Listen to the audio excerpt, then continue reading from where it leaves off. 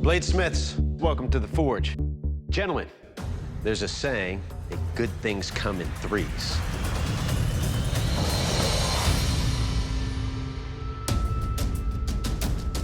This is a little challenge that we're calling 3 cans. You will have to forge 3 different canister Damascus billets. One can will contain 10 series steel.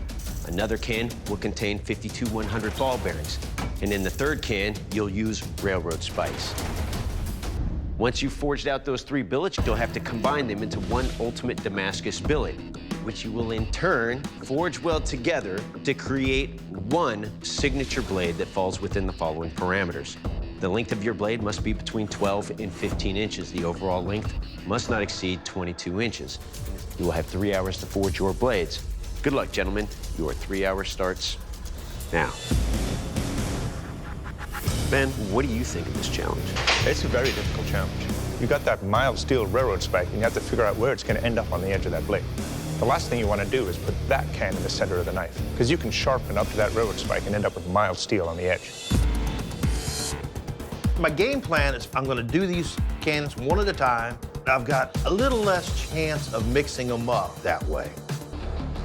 Well, I've done canister before, and it's a lot different when you have to do 3 of them at one time. Getting to the point where the cans are off and they're drawn out to forge weld, that's going to be the hardest part. But now it's time to start packing my cans. When I put the caps on them, I put them down inside of my can. If you go to press your billet and that cap is on the outside, it can pop off of there.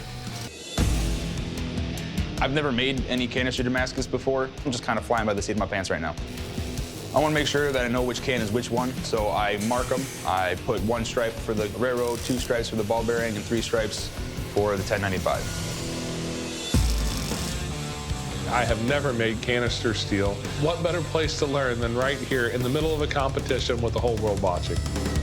I'm trying to get the hardened steel to weld together inside so that I'll have some good hardenable steel later. Those cans are a little on the red side, but deep in the center of that can, it's not hot enough to weld.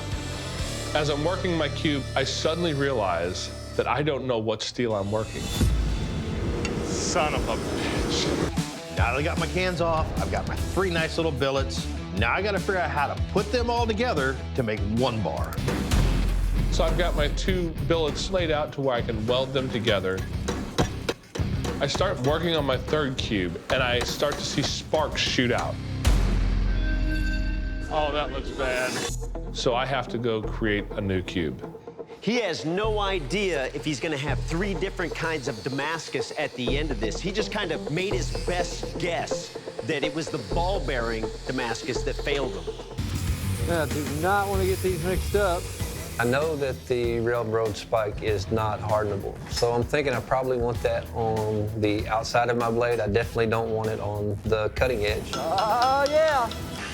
Now that I've finally gotten all 3 cans taken apart, I've only got about 30 minutes left to get all my pieces forge welded together and hopefully drawn out into a blade. I'm hoping for a miracle right now. We've seen the improbable happen here in the forge, so let's hope for the best. And now it's go time. It's time for the dunk. We got a blade quenched. I made it. You only have 15 minutes left, gentlemen. Thanks.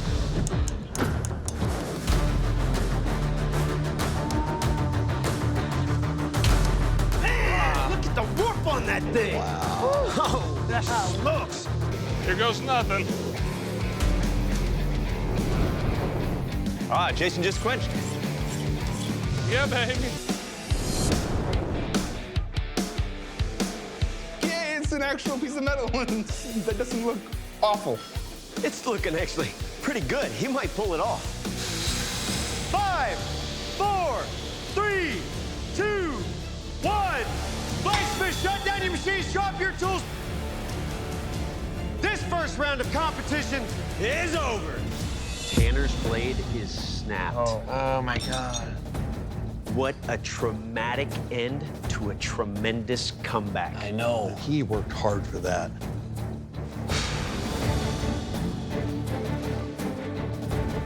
I'm more disappointed at myself because I knew better than to try and fix it. Now I have to hand in 2 pieces to the judges. Pretty sure I'm going home at this point. Bladesmiths, it's time for the judges to critique your work. Jeff, you're up first. Please present your work to the judges.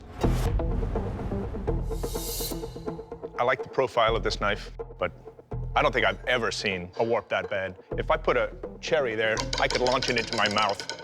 I saw that in both quenches that it warped the same way, and I have a feeling it's because perhaps this side is hardenable, this side might have the railroad spike on it, and when you harden, can give you a warp like this. If you do go forward, it's going to be interesting to see how you deal with this warp, because it really needs addressing. John, you're up next. Please present your blade to the judges. What I like is the way you set up your weld, stacking like this instead of like this.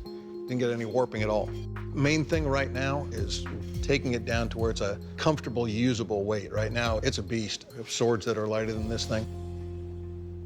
Then there's the obvious issue. Tanner, every blade has its breaking point, and unfortunately, you found yours.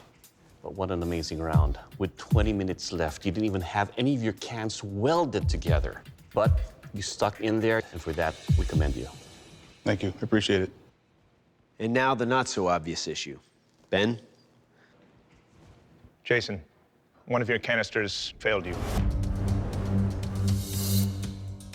You decided to start again with a new can on the assumption that the one that failed you was 52-100 ball bearings.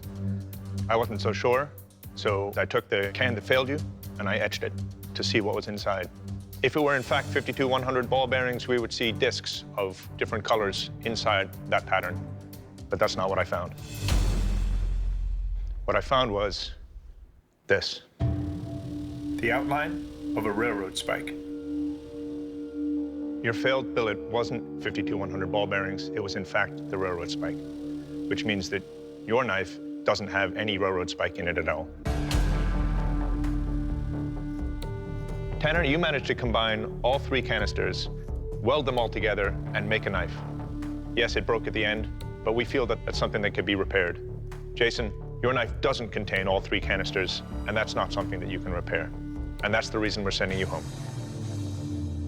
Jason, please surrender your weapon. Ultimately, I had a 1 in 3 shot of getting the right material, and I chose poorly.